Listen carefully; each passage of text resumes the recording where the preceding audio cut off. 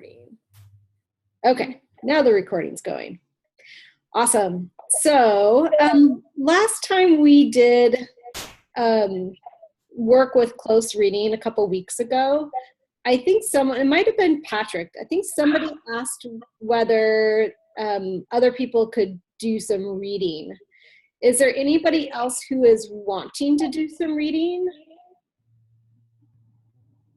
So I'm still seeing a lot of people who are messing with text, and I'm not okay with that. I set this up so it's clearly defined. So again, this is going to be my last thing here to remind you. This is for you. The only part for you to copy is that number 4. The rest of it, please leave alone, okay? Otherwise, I have to spend a lot of time going back and fixing things, and that's kind of a waste of my time. I could be doing other things to help students. Okay. So is there anybody here who would like to help read the text, or do you prefer that I just read it? I am down for either way, so I wanted to do a quick check-in.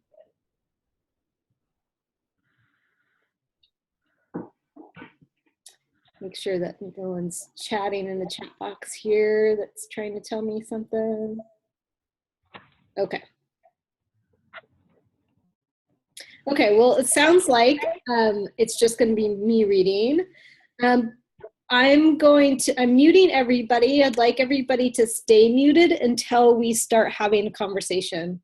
Otherwise, we get weird feedback. All right, so we're looking through the lens of scientific words. So as I read through, anytime you think you hear something that is a scientific word and or the explanation of it, feel free to highlight the text. But please don't work ahead. Try to stay with my reading, because if you jump forward and people see you highlighting stuff past where I'm reading, it can be distracting and it makes it harder for people to follow along with the reading. So again, if you need to highlight something, you're going to select the text, go to this this A text symbol, click on highlight, and then choose your highlighted color of choice. I don't care what color it is. Okay. All right, so this article is called Hibernation: Secrets of the Big Sleep. This is about scientists study how animals hibernate and how doing so might benefit people. In the far north, well above the Arctic Circle in Alaska, ground squirrels are curled into furry little balls within burrows deep underground. If you glanced at one, you might think it was dead. The squirrel is as cold as ice. Literally, its body temperature is 2 degrees Celsius, which is 28 degrees Fahrenheit. And isn't that -2? Yeah, sorry, -2, sorry. Yeah, and 28 degrees Fahrenheit is below freezing. So it's very cold. Its heart beats only once every 15 seconds. Its breathing stops for minutes at a time. It's not dead, of course, just hibernating. Scientists say hibernation. But spring is on its way to Alaska. As the days lengthen and the surrounding grounds warm, the Arctic ground squirrel will warm too. At first, the increase will be almost too small to notice. You see them begin to breathe a little more quickly, see their heart rate speed up, says Brian Barnes, a zoologist, someone who studies animals at the University of Alaska in Fairbanks. As they get up to 10 to 20 degrees Celsius, which is 50 to 68 degrees Fahrenheit, you see them shivering quite violently, he notes, just as we shiver. The shivering is a type of thermogenesis, a way to create heat. Once their bodies rise above 30 degrees Celsius, which is 86 degrees Fahrenheit, he says they wake up, groom themselves, stretch and scratch. A squirrel that looked near the grave a few hours before is now very much alive. Arctic ground squirrels are among the world's coolest hibernators. Chilling out for months at a time lets them thrive in frigid climate where food is scarce. Make sure you stay muted, please. By studying how these other animals hibernate, how other mammals hibernate, scientists hope to answer some big questions. Among them, how do these animals go warm to cold and back again undamaged? And might people ever do the same? The ability to chill out could help humans survive brain injuries and heart attacks. Hibernation might even be a part of our ticket to Mars. If only we could figure out how to do it. Super cool squirrels. Hibernation is a state of long-term torpor. Ah, good. And actually, this was a new word for me. I didn't know this word until I read this article. I was excited. I learned something cool too. When an animal goes into torpor, its activity level takes a dive. Its body temperature drops. The animal also slows its metabolism, the chemical reactions happening in all of its cells to keep the animal alive. Some animals might go torpid for a day or two or three. Scientists say torpor. When torpor lasts longer than just a few days, scientists call it hibernation. Many people think hibernation occurs because it's cold, but it's not just a winter thing. The purpose of hibernation is energy conservation, explains Kelly Drew. She's a UAF neuroscientist, someone who studies the brain. Cooling down is a consequence of saving energy, she said, like turning down the pilot light or resetting the thermostat.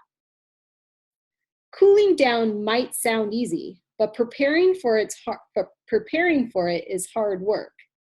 These guys basically eat all fall, notes Sarah Rice. She's a UAF graduate student in neuroscience in Drew's laboratory. With all of the eating, the squirrels get fat, so fat they can double in size.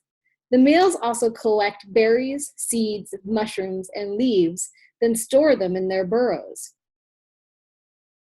What is neurotransmission? As fall approaches, the squirrels' brains begin to release large amounts of a chemical messenger. The scientists still don't know exactly which chemical it is. Eventually, however, it enters a docking molecule in a cell that helps relay messages, called adenosine A1 receptor. Adenosine? Adenosine, yeah. It's the same one that people try to block by drinking coffee. Doing so helps keep us awake. But when the right chemical messenger enters like a key, it unlocks the opposite effect, sleepiness. By August or September, the squirrels settle into the burrows and their body temperatures and metabolisms begin to drop. In time, these animals fall into hibernation. Most of their body functions stop. They don't pee or poop. They don't drink or eat. Cells in their brains begin to retract their connecting parts. Their blood flow drops by as much as 90%, depriving their bodies of oxygen. If the flow dropped by the same amount in people, we would be dead in minutes. But the squirrels can do it year after year. These small hibernators can survive having their brains essentially turned off at these low temperatures, Barnes says. By turning off so many other body functions, I think this actually should say squirrels, but somehow it got messed up. Let me fix this. Just right click and see what you get.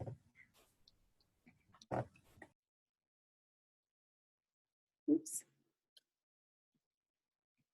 Okay, I'm spelling it. Oops. Ah.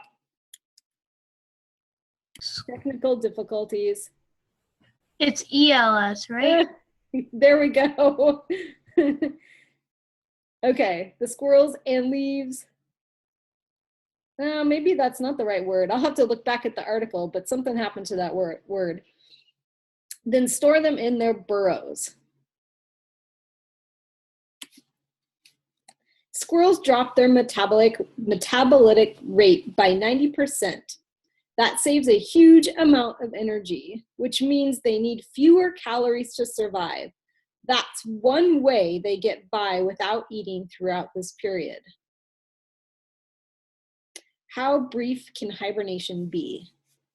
These animals won't emerge from their burrows until April. The males start to stir first. During the winter, their metabolism gets too low to allow male squirrels to produce sperm. So they don't. Instead, every spring, Arctic ground squirrels become teens again as they exit hibernation. They stay in the burrows for a few weeks, dining on their previously stored food and going through puberty. Having fur, however, they probably don't get zits. When they are finally ready to leave, these males are also ready to mate. And then it's time to start fattening up again for the fall. But hibernating squirrels don't spend the whole winter motionless and cold. The weird thing about hibernation is that they have rhythmic arousal on very regular schedule, Rice says. Depending on the squirrel, it can be every 14 to 21 days. They rouse up and they make immune cells and gain normal brain function. During these arousals, their bodies shiver their way back around to 37 degrees Celsius or 98.6 degrees Fahrenheit. Now the animals will bumble around, stretch, roll over, then go back to sleep. After about a day, their body temperatures will again plummet. This makes them turn torpid and resume hibernation. So we have a little video here. Let's watch this really quick.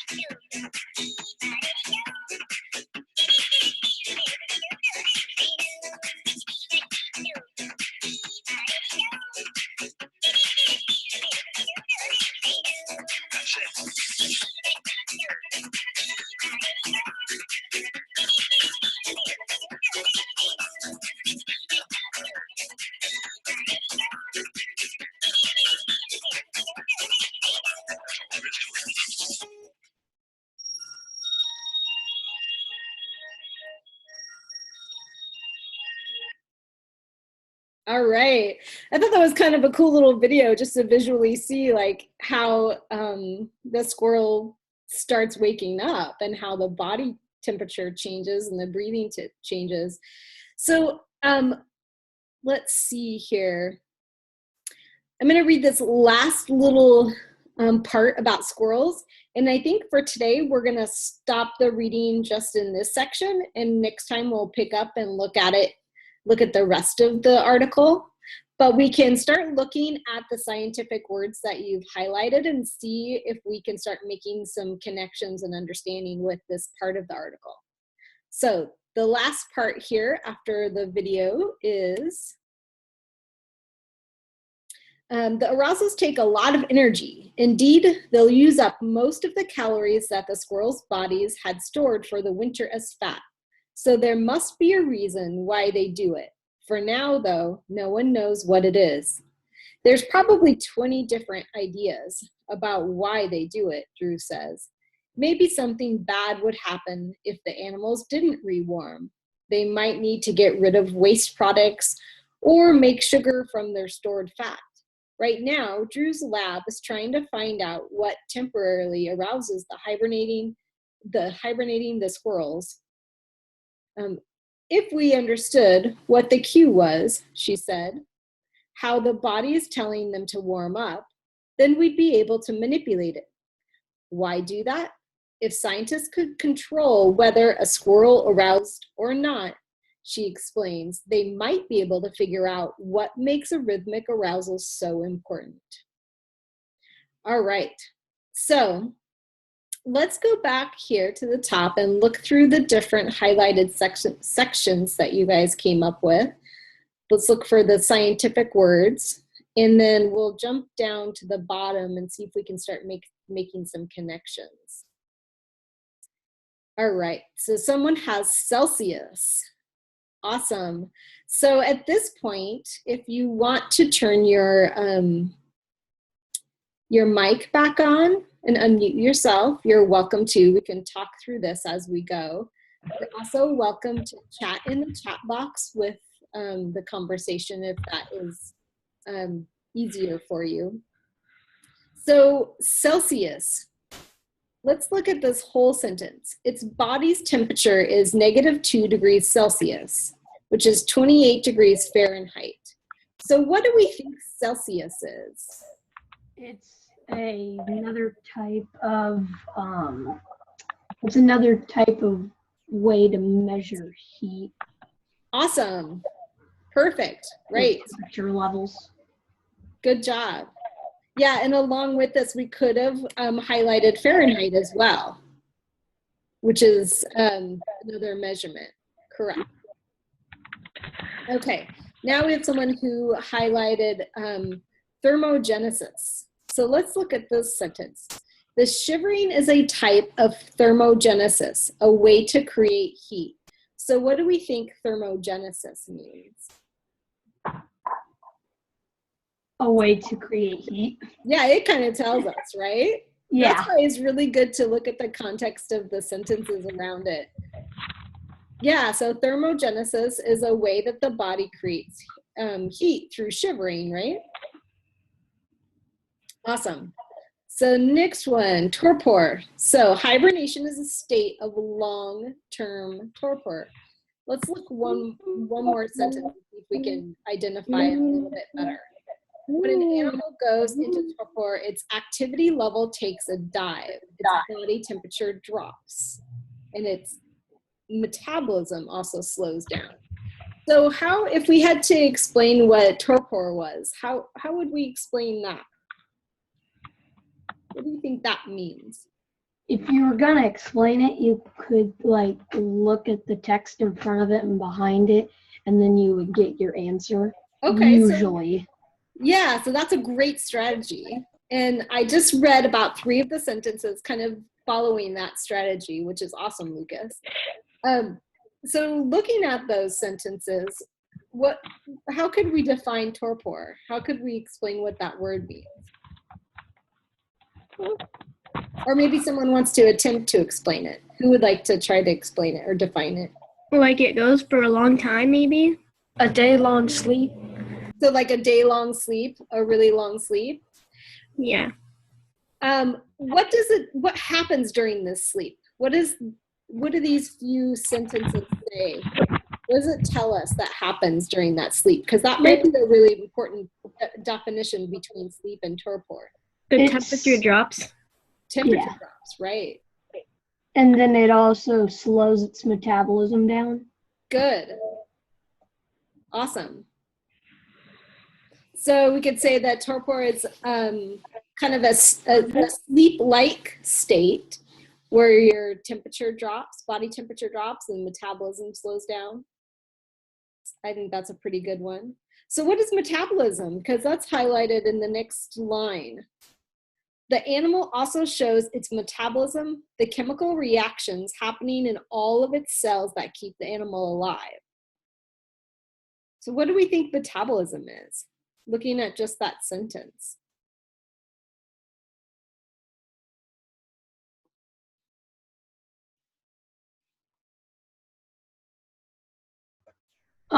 It's basically, it tells you right there after the dash, it's the chemical reactions happening in all of its cells that keep the animal alive. For Right. example, like your kidneys filtering out your blood cells, or your lymph, are they lymph nodes? They're little bumps in your small intestine that gain nutrients. Oh, yeah. Good, Ian. Right. So if you've ever heard anyone say, oh my goodness, that person's so skinny, they must have a high metabolism. They're talking about that. They're talking about how their body absorbs those nutrients, right? And really uses the food that they eat to create energy. And they burn it quickly if there's someone who has a high metabolism. Yeah. Nice. All right, so torpid. So that kind of goes hand in hand with torpor. So what do we think torpid is? We have some animals might go torpid for a day or 2 or 3. Once again, like a long time, like they'll go to sleep for a long time. Mhm. Right. Yeah, so it's just another way to say torpor, right? Or it could be like torpor is basically saying that the animal goes to sleep for a very long amount of time, and torpid is just a very small amount of time, but That could longer be. than usual. Or maybe the word torpid is also just a way to say that the animal actually is in the midst of torpor, right? So it's like using the word sleep and sleeping. Yeah. Yeah. Awesome. All right. So next one, someone highlighted Kelly Drew, and this could be an important factor in terms of the name of the scientist, but it's not really as a scientific word. That's just a word of someone's name. So let's look at the next one, neuroscientist. So neuroscientist, someone who studies the brain. So that one really helps set us up of understanding what neuroscientist it is as well.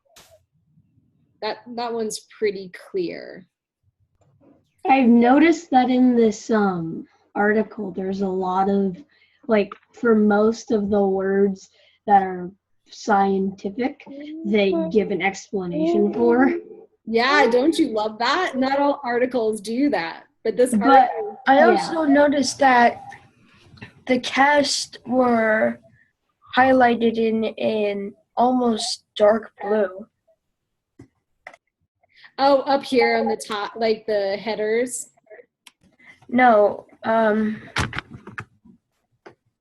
give me a minute. Like this one here.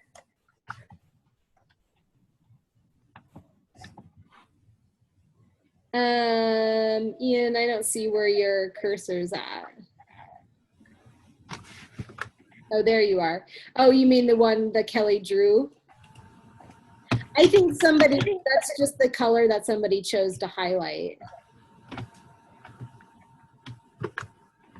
I know, but it's not like a scientific name or anything. Right. Yeah, I think that's definitely one that probably doesn't need to be highlighted. So we could probably unhighlight it. Yeah, it's a name of a scientist, but not of a scientific term. Correct. But she is a neuroscientist who is someone who studies the brain. So if we know that, just looking at words, what do we think neuro means? brain, Brain, right? like brain activity, kind of. Right, because we know what a scientist is already. Awesome, perfect. All right, so let's keep going. So same thing. Those neural cells. We've got someone down here that highlighted another name. So I'm going to unhighlight that. Remember, we're just looking for scientific words. All right. So the next one, molecule. Let's figure that one out. Eventually, however, it enters a docking molecule in a cell that helps relay messages. So what do we think molecule is? It's a very, very, very small, I mean, there's a lot of different types of molecules. It's like a combination of many or few atoms. Make sure you're not putting in any new text here. It looks like there's some people typing in. Yeah, sorry, I didn't mean to interrupt you.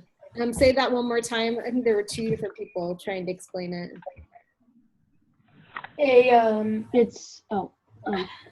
A combination of multiple atoms, and they're set in different areas. Yeah, and these specifically in a cell, right? Mm-hmm. It's a whole bunch of like atoms bonded together, and then they're a fundamental part of chemicals, and then it's referring to the chemical. Awesome. Good. So when we talk about a docking molecule, we probably are thinking about a molecule where something can enter and connect to it, right? If you think about like a dock where you dock a boat, where you connect to that dock, right? Yeah. Okay, so the next one, adenosine. So let's see what that is. It says here, it's the same one that people try to block drinking coffee. So what do you think adenosine does in the body? What kind of chemical is it, do you think? I It think, it's one that makes you fall asleep. Right, nice, good job. Because we Even though the stay awake. the only time I've seen adenosine when I remember it is in this right here. Oh, is that a link? I'll have to check it out. It's an image link. Oh, let's see. Let's see if we can pull it up. Oops. I think I have to select all of it. Let's try this again. Oh, no. Oh, it wants me to. I found it. Oh, there we go. So you can actually see the model of the molecules, right? Awesome. So that's a pretty big, complicated module. Oh, there you go. Well, I mean, yeah, it's adenosine triphosphate that I remember adenosine in. But this is kind of cool to also look at when we're looking at the scientific words of thinking about what a molecule is, right? A docking molecule, which also might go along here with the A1 receptor. So sometimes that visual can be really helpful of understanding what it all means. Nice, good job, Ian. All right. And I'd like to mention that adenosine triphosphate is actually for energy. Oh, nice. Well, and that goes along too, right, with what we're looking at here. So it's actually a molecule that helps with energy. So it almost, then it kind of acts more like coffee, right? Versus just the adenosine, which is what makes you sleepy. Yeah. Awesome. So how the different molecules together can create something new that counterbalances maybe one of the side effects of a molecule. Well, I mean, it's not just, well, I mean, what it does is what gives it its energy usage, but I'm not going to go into detail because that could literally take the whole live lesson. Yeah, it might. But you'd probably be really good at explaining it. So maybe we'll have to have you do that in a couple weeks when we're done with the article. Because it's all very relative to what we're talking about here with hibernation. So awesome. So the next one is metabolisms. And we've already kind of defined what a metabolism is. So I think we'll just keep going. So we have someone here highlighting depriving. So let's figure out what this word is. It's not necessarily a scientific term in the same sense as some of the other ones we've been looking at, like molecule. However, it is a scientific term in the sense that it specifically talks about what's happening in the process.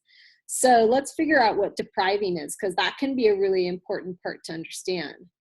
It says their blood flow drops by as much as 90%, depriving their bodies of oxygen. So what do we think is happening when Restraining. And it also can be like the definition of like not getting enough. Right, not getting enough. And I like how that following sentence says, if blood flow dropped by the same amount in people, we would be dead in minutes. So it's really not allowing the body enough of something, right? Yeah, awesome.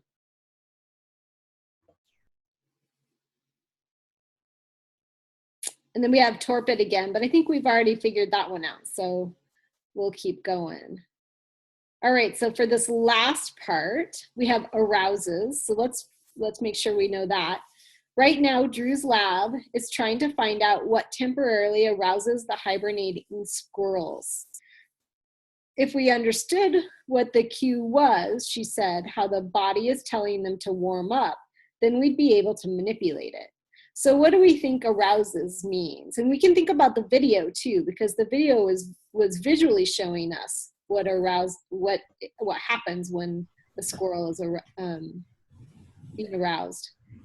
It's like, it's like it's basically waking the squirrel up, but it's not really waking it up, but it's making it become conscious again for a short amount of time. Right. And so it is waking up, but it's not even just, I mean, there's a lot of things that are waking up at the same time, right? It's going from that really cold temperature. Yeah. And back up to a warm temperature. And when the warm temperature is gained, then all of a sudden the body starts functioning and it wakes up, right? Arouses in squirrels means that they're going to warm up their body. Yeah. And then there's the rhythmic arousal, which is right down here too. But arousals in people are completely different. Well, but the word arousal is not. I mean, it can be defined in many different ways, but the most basic is that something is kind of waking up, right? In the morning. We are aroused in the morning. So what does the rhythmic arousal There's mean? also the sexual arousal, but just so you think about it. Yeah. Arousal is anything that wakes you up. Right, correct. So there's a lot of different ways you can use that word, but specifically, right, we're talking about the arousal from hibernation, which is kind of like waking you up. But what is the rhythmic arousal? Do you remember the video, how it was showing what was happening when they were talking about rhythmic arousals? What was kind of waking up?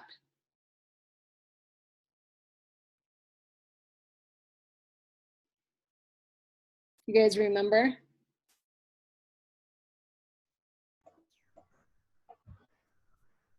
It was like,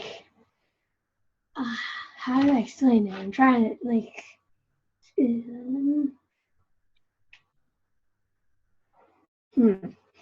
I don't know how to explain it. It was actually the breathing and the heart rate. Remember how it was showing the breathing and the heart rate increasing? Yeah. Yeah. Awesome. So if we look at all of these terms together, what are some connections we can make with these terms that help us understand what this part of the article is trying to tell us? It's basically trying to tell us or explain to us how the beginning of their hibernation, like how it starts and the scientific explanation of how it begins, and then the scientific explanation of kind of in the middle of the hibernation.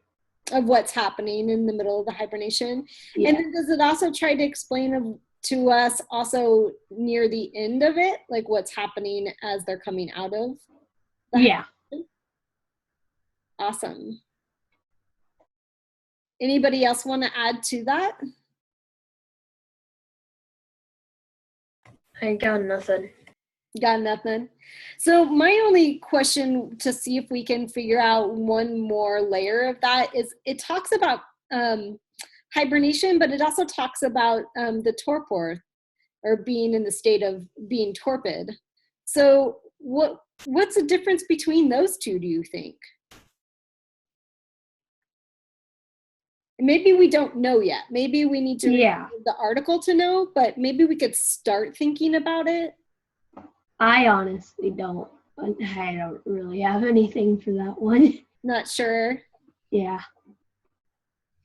How about anyone else? Patrick and Ramon and Abby, you guys have been kind of quiet. And Logan, I think you've been kind of quiet too. You guys want to throw any ideas in there? Okay, well, let's keep thinking about it. I think for today, what I'm going to do, since we're kind of breaking up the article, is I'm scrolling down. Sorry, I'm trying not to scroll too fast because sometimes that can be obnoxious to see stuff spinning. Down here, I have scientific word connections. I think I'm going to create this as one cell. And I think there was a few of you that, or a couple of you that made the explanation of how they connect. So do one of you want to jump in here and kind of re-summarize that? That whole connection of the scientific words we just made?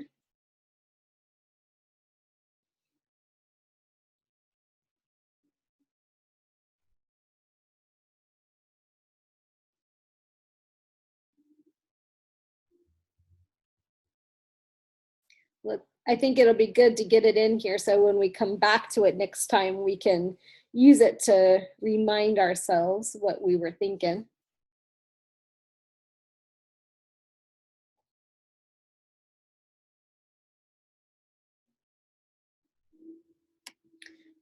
I'm going to go actually underneath here and put a little star and say, still figuring out the difference between torpor, oops, and hibernation.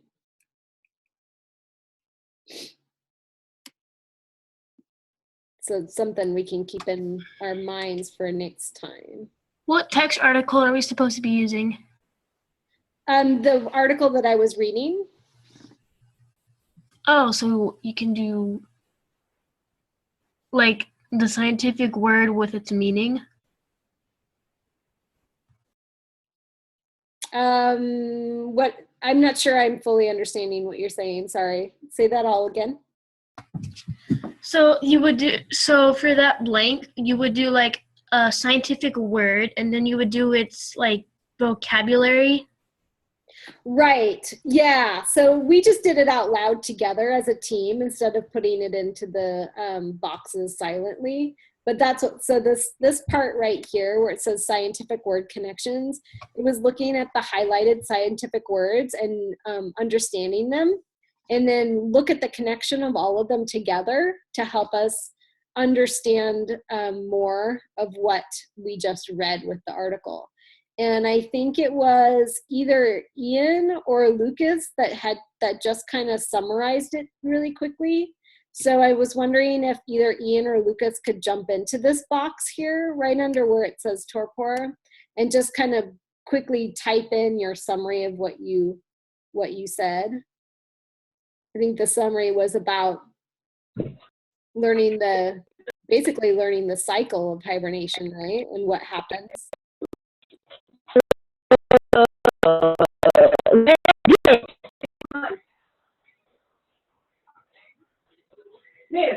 I think, Patrick, were you trying to say something? Something weird was happening with your mic.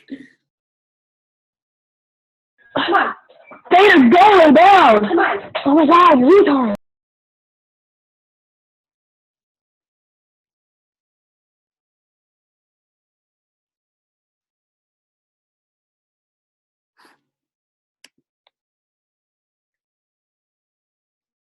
All right, so Lucas working on torpor a little bit here. How about Ian? Did you want to jump in there as well and talk about any of the connections? I put in day long sleep. Oh, okay.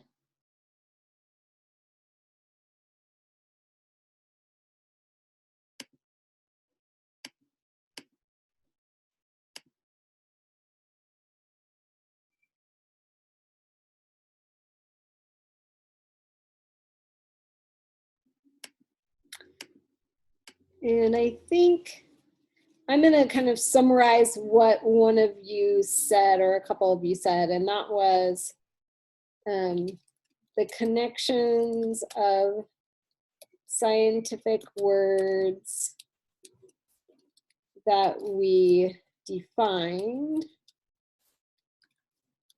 explains should I just say the cycle of hibernation, maybe, to kind of summarize it? Yeah, that seems the best. Maybe the cycle of hibernation and what happens to the body as it comes out of hibernation.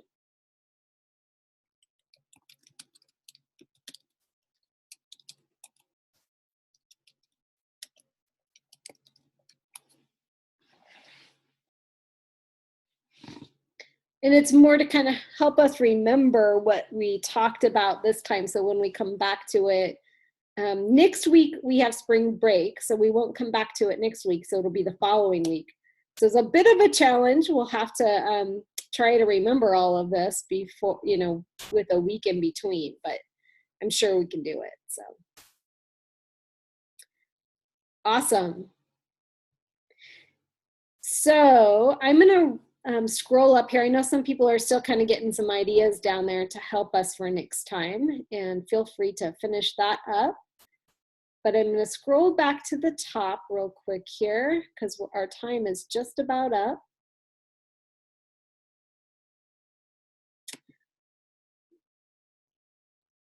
So the reflection question for today, again, you want to copy it and paste it into Canvas and answer it. And it is, how does understanding scientific words in relationship to one another help the reader form an opinion on the topic of the article? I'm going to change the word opinion because we didn't get through everything. I'm going to change the word to understanding.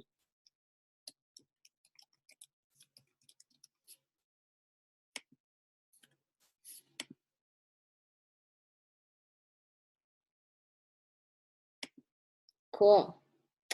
All right, so that is all for today. We will come back to this article and finish reading it next time we meet. And in the meantime, if any questions come up, feel free to give me a holler. I think that there was quite a bit of work that came in over the weekend, so it looks like a lot of you have been trying to play catch up a little bit, so that's awesome. All right. I will see you all later. I'll see some of you on Wednesday, I think. Miss Powell. Yeah. Can I talk to you about the social studies? Oh, sure. Yeah, give me just a second. Let's wait until everybody else kind of signs off. Sound good? Yeah. Okay, cool. Thank you. Oh my goodness. Sounds like you're getting a cold. Allergies. Oh, it is that time. Things are starting to blossom outside. I'm getting them too. Ugh. Don't tell me that. That means mine. Surprisingly, I only get them at fall. You're Okay. lucky. It's probably just you're allergic to something different, right? Probably the rot. Yeah, probably. I think I'm emotionally allergic to that because it means winter's coming. I'm allergic to pollen. Yeah, I'm